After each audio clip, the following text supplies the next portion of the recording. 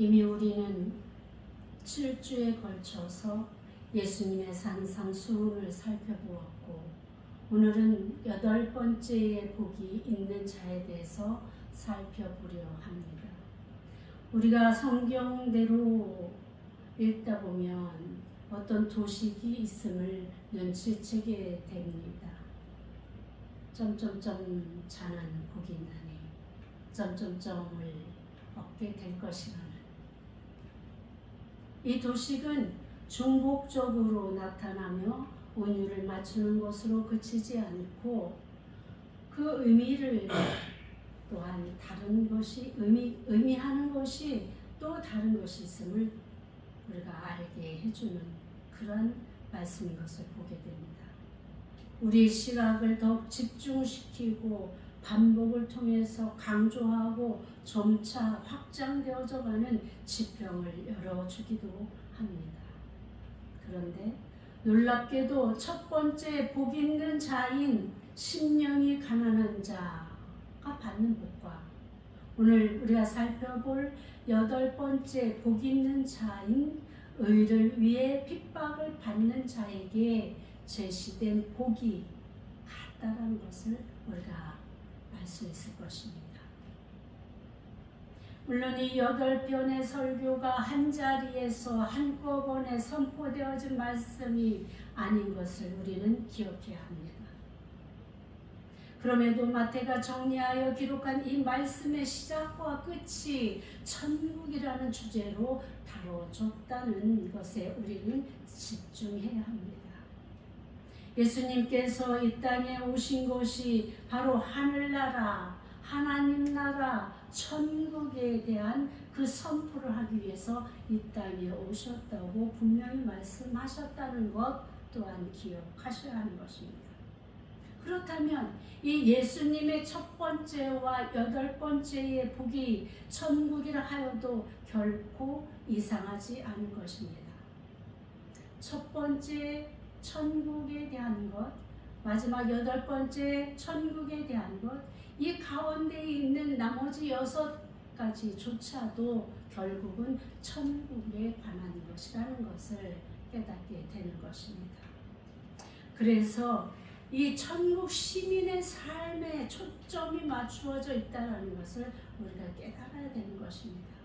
그러니까 심령이 가난한 자서부터 시작해서 되어지는 이 모든 말씀, 그것이 천국 시민으로 우리가 구원을 받은 그 자들이 이 땅에서 살면서 행하고 실천해야 되는 그런 모든 우리의 삶의 윤리적인 실천적인 그런 항목들이 그대로 녹여져 있다는 것을 알 수 있는 것입니다.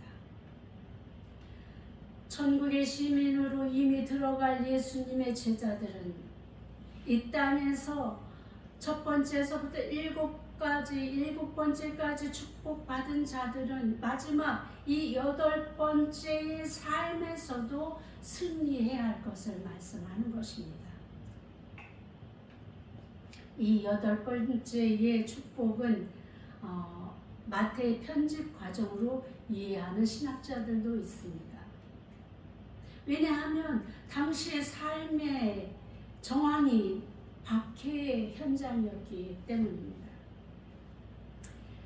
이 박해의 현장에서 잘 견디고 끝까지 믿음 가운데 견고히 주님을 붙들기 위한 의도를 우리가 유추해 볼 수 있는 시대적 배경이 있기 때문인 것입니다.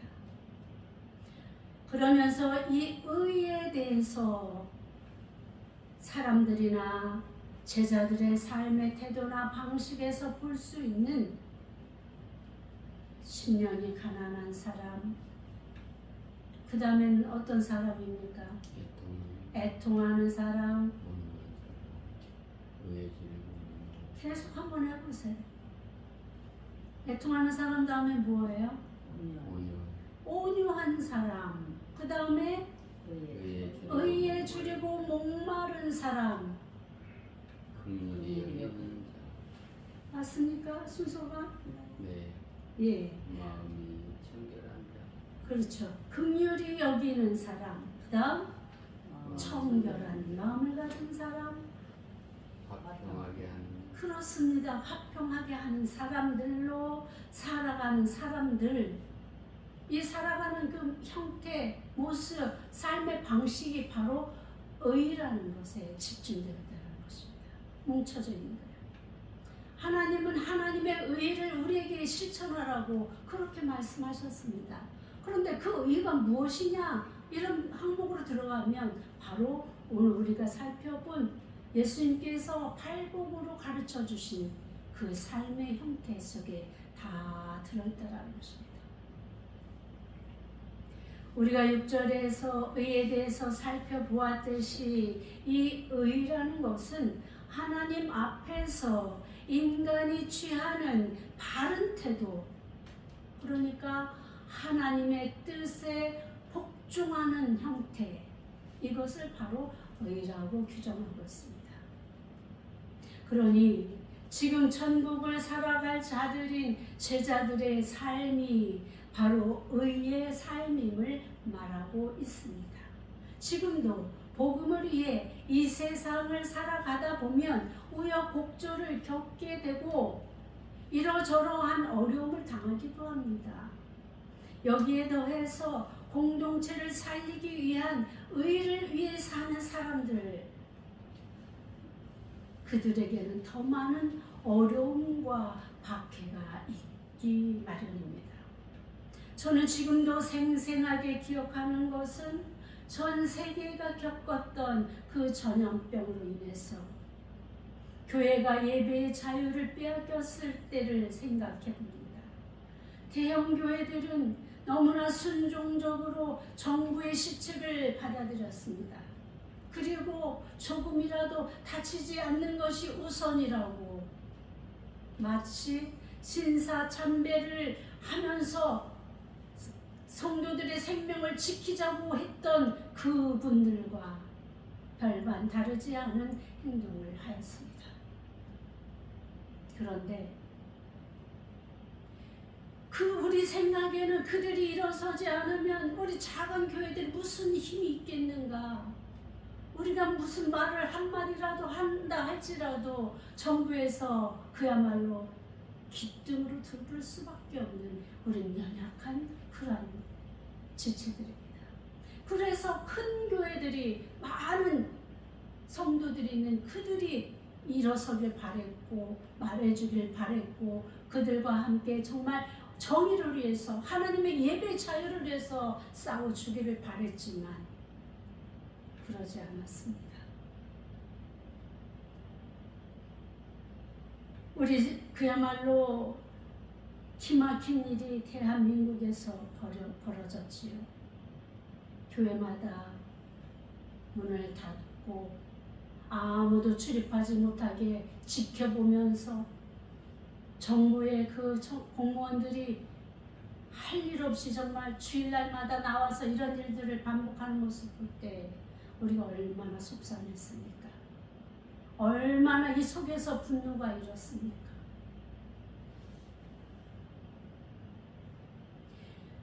그런데 그 중에서 정말 의를 위해서 박해받기를 감당한 그런 몇몇의 사람들이 있었다는 것을 기억하게 되는 것입니다.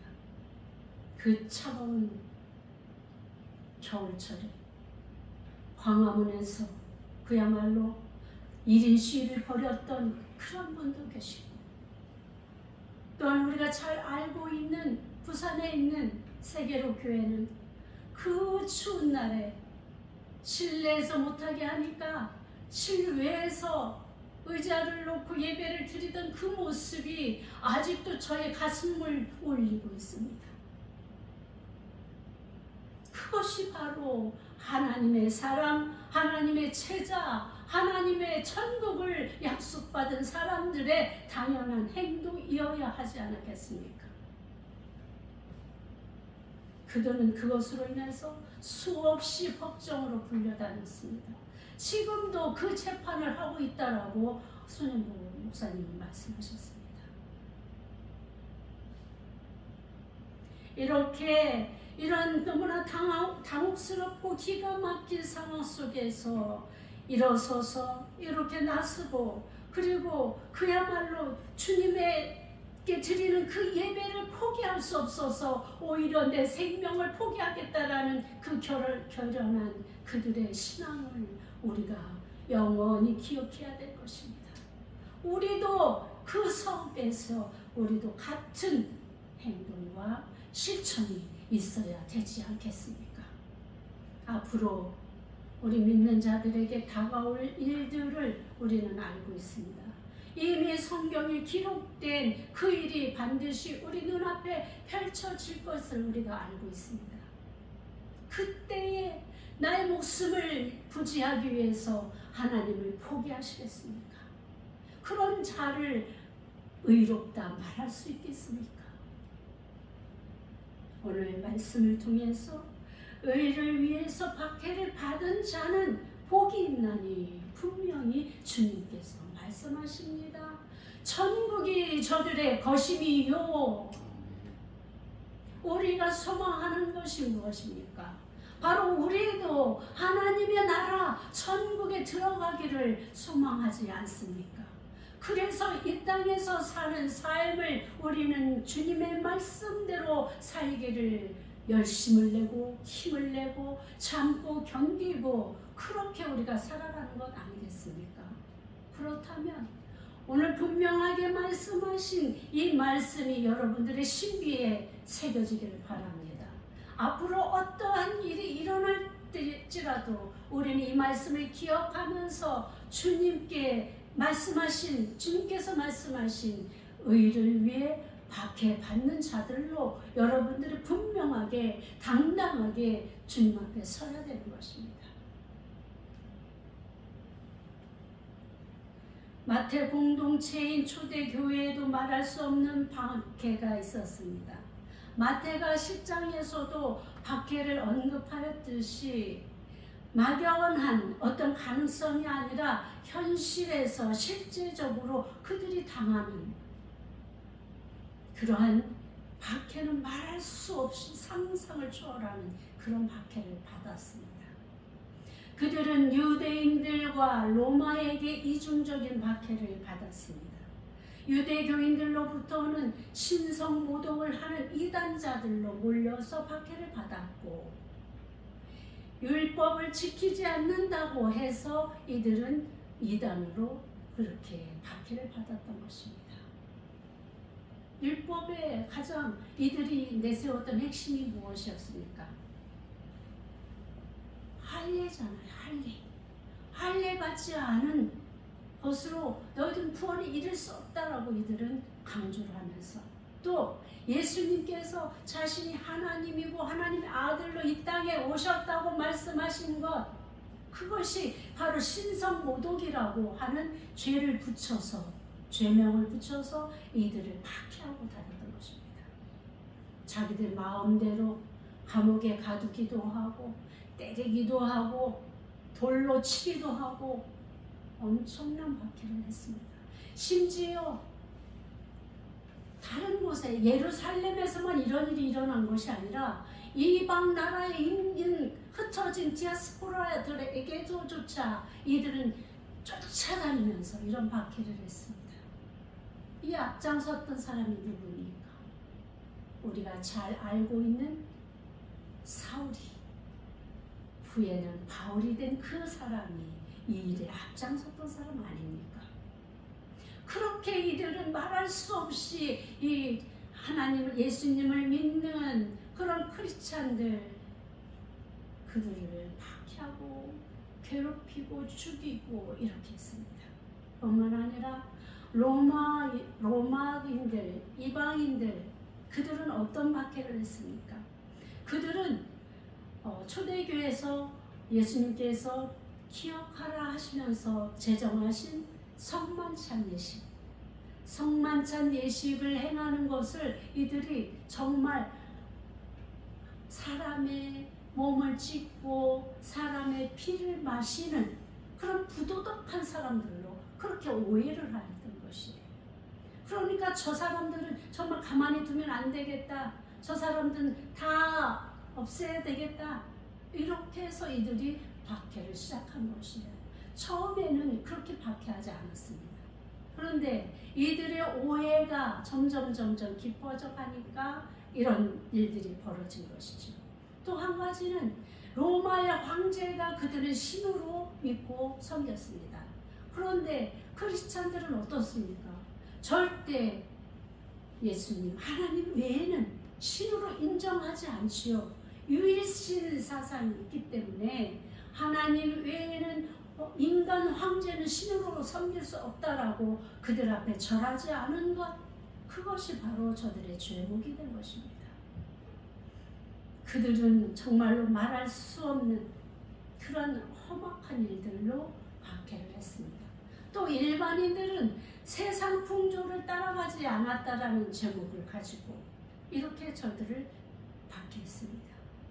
그러니까 죄악과 불의 앞에서 타협하지 않고 함께 어떤 불의를 행하자 이렇게 이야기했을 때 그리스도인들은 난 못합니다. 타협하지 않는 거예요. 국가의 복록을 우리가 숨겨놓자. 우리 못합니다. 이렇게 하다 보니까 저들이 그리스도인들을 미워하게 됐고 함께 박해를 시작한 것입니다. 그야말로 팔복에서 설명된 그런 의의 삶이 오히려 두려움의 대상이 되어서 저들을 박해하기 시작한 것입니다.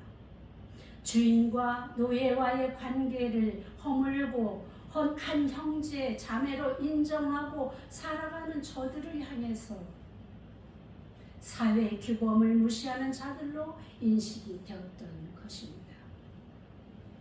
자신들은 분명하게 노예들을 부려먹고 그들은 오히려 그들의 생명을 죽이기도 하고 살리기도 하는 이러한 행포를 하고 있는데 우리 그리스도인들은 오히려 주인과 종이 관계가 허물어지게 되고 서로 형제님 자매님 하면서 사랑합니다 하니 저들의 눈에 어떻게 보였겠습니까?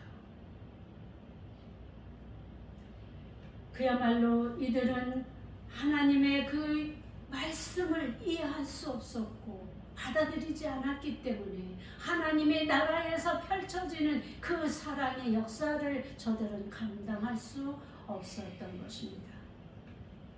그들의 핍박했던 그 모습들을 살펴보면 너무나 기가 막힌 일들이 많이 있었습니다.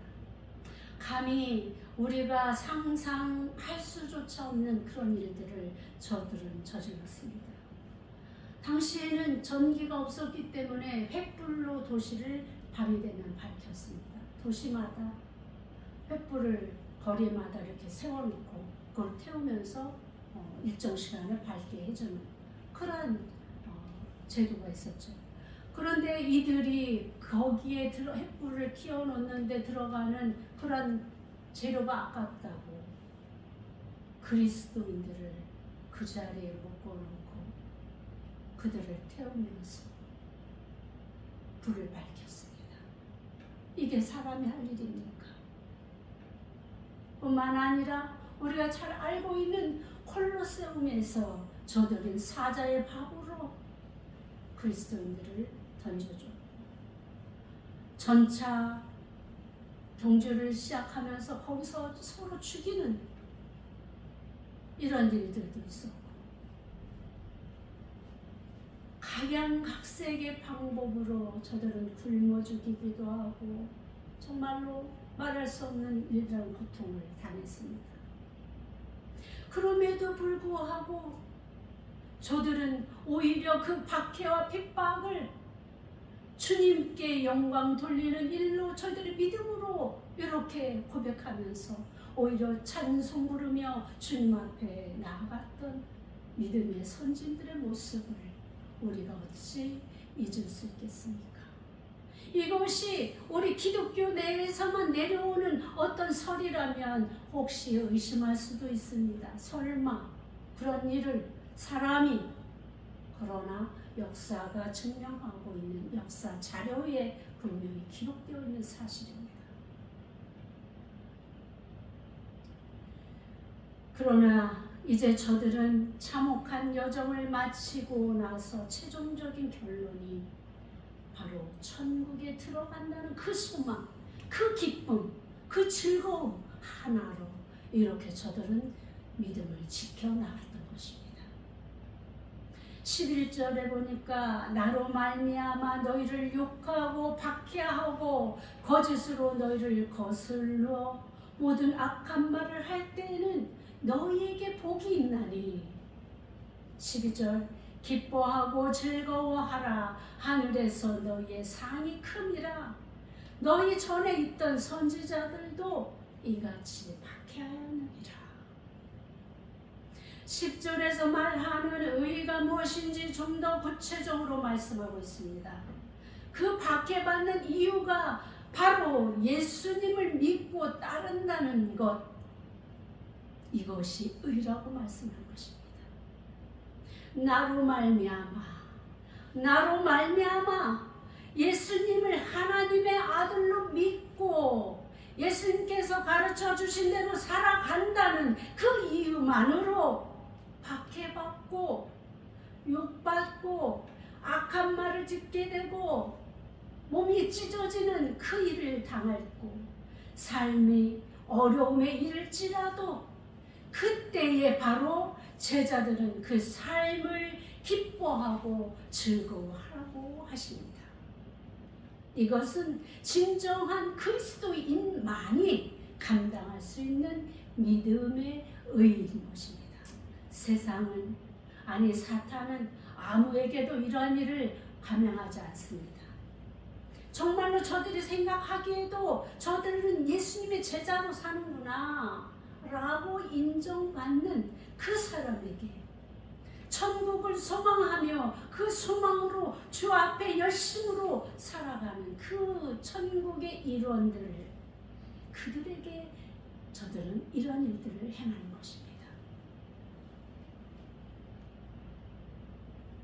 다시 말하면 저들의 박해가 시작되었다는 것은 사탄도 인정할 만한 하나님의 자녀가 되었다는 반증으로 여기시길 바랍니다.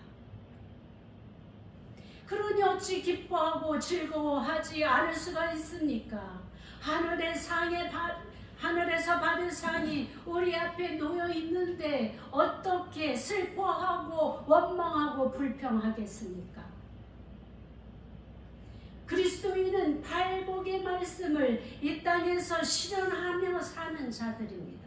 그래서 비록 세상의 가치관으로는 그야말로 이것이 어리석은 것 같아 보이고 불행해 보이는 그러한 것들일지라도 이들은 그것이 진실이 아니라는 것을 알고 있기 때문에 주님 앞에 믿음을 지킬 수 있는 것입니다.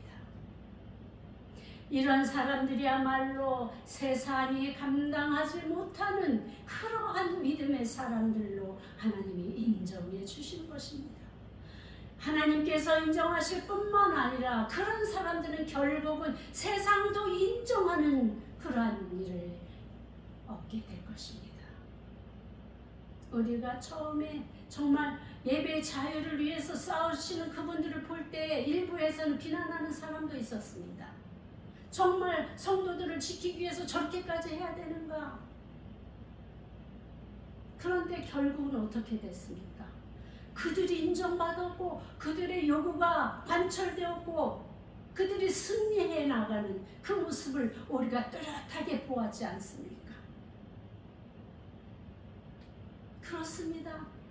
우리가 믿음을 지키기 위해서 우리를 정말 죽고자 하는 자는 사는 것이고 살고자 하는 자는 결국은 죽는 자가 되는 것입니다.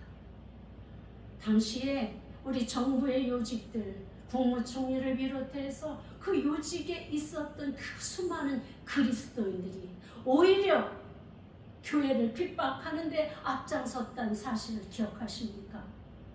세상 사람들이 우리 교회 안에서 통성기도를 하는지 어떻게 합니까? 그들이 밝힌 것입니다.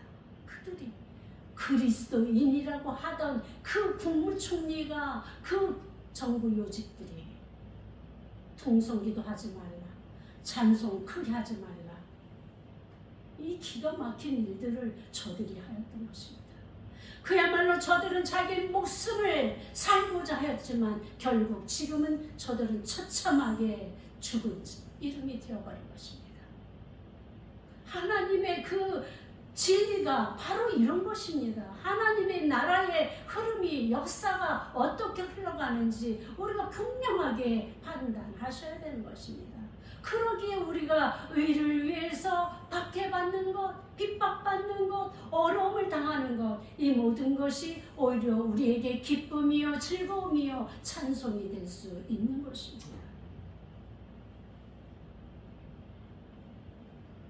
뿐만 아니라 이렇게 의를 위해서 핍박을 받는 자들에게 하늘나라에 들어가 하나님과 함께할 그런 아들의 자격을 주시지 뿐만 아니라 12절을 보니까 너희의 상이 크니라 이렇게 표현했습니다. 그냥 천국에 들어와서 같이 살자, 이것만도 우리가 감당하지 못할 은혜요, 감사요, 그죠? 그런데 여기에 더해서 상까지 주신다고 하십니다. 상까지 주신다고 하십니다. 우리가 계시록에 보면 면류관에 대한 말씀이 나오죠. 우리 하나님은 면류관으로, 그야말로 그 헬라 시대의 가장 상 받는 자의 대표적인 표상이 관이죠. 월계관. 그죠? 올림픽을 하고 경주를 하고 났을 때 승리자에게 주는 것, 월계관 아닙니까? 이것이 이해하기 쉽도록 이렇게 표현한 것입니다. 하나님이 주시는 상, 그것이 과연 어떤 상일지 우리가 가보면 알겠지요. 그죠? 가보면 알게 되는 그 상을 우리 하나님이 우리를 위해서, 우리가 이 땅에서 주님의 의를, 주님의 향한 믿음을 지키기 위해서 우리가 애쓰고 수고한 그것을 보상으로 우리 하나님께서 우리에게 상을 준비하시고,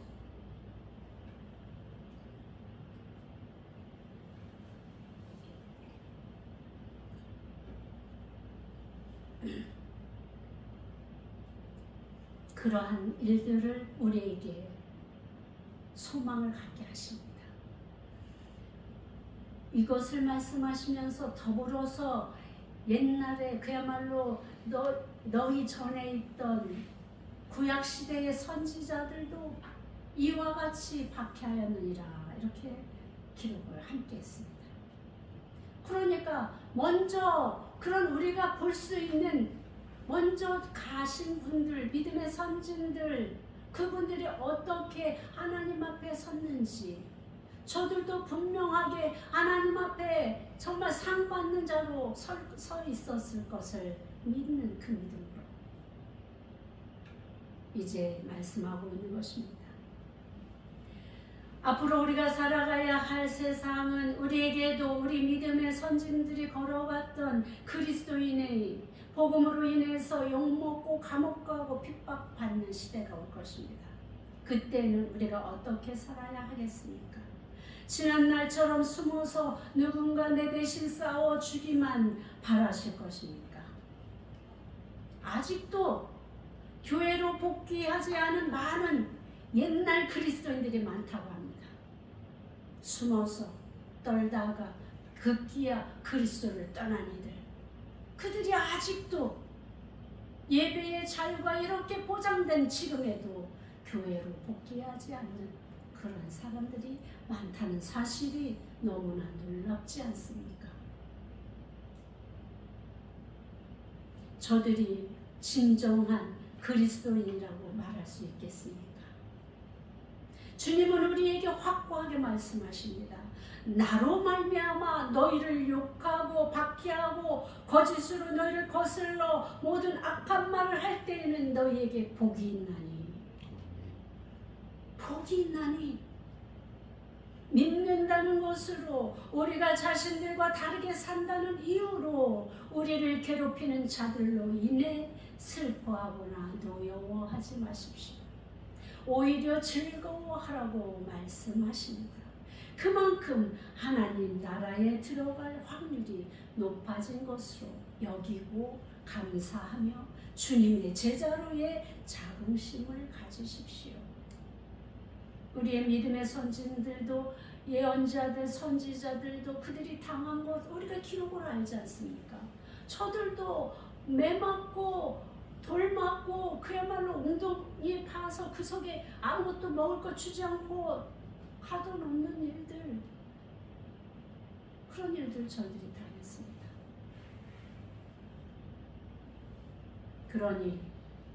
그러니 우리는 이제 하나님 나라에 들어갈 확률이 높아진 것으로 여기시고, 만약에 우리에게 그런 박해가 온다면 우리는 기쁨으로 우리는 이를 감당하시기 바랍니다.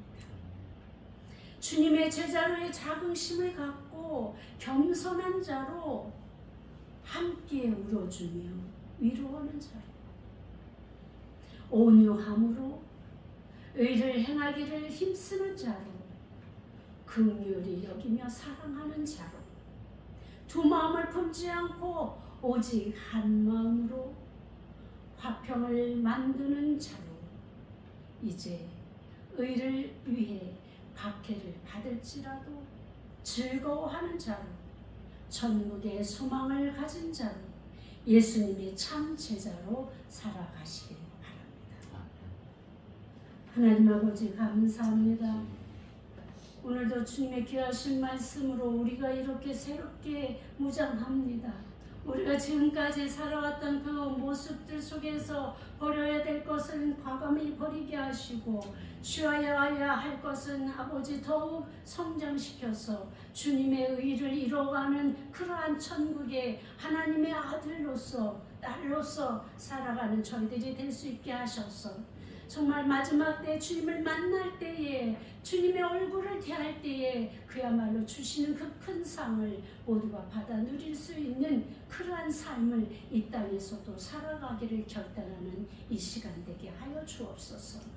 주의 성령님 우리와 함께 하시사 우리가 이를 결단하고 나갈 때에 우리를 도와주시고 우리를 위로해 주시고 우리의 힘이 되어 주시며 우리의 능력이 되어 주셔서 아버지 하나님 주님께 영광 돌리는 삶을 살아갈 수 있도록 인도하여 주옵소서. 예수님의 이름으로 감사하며 기도하였습니다.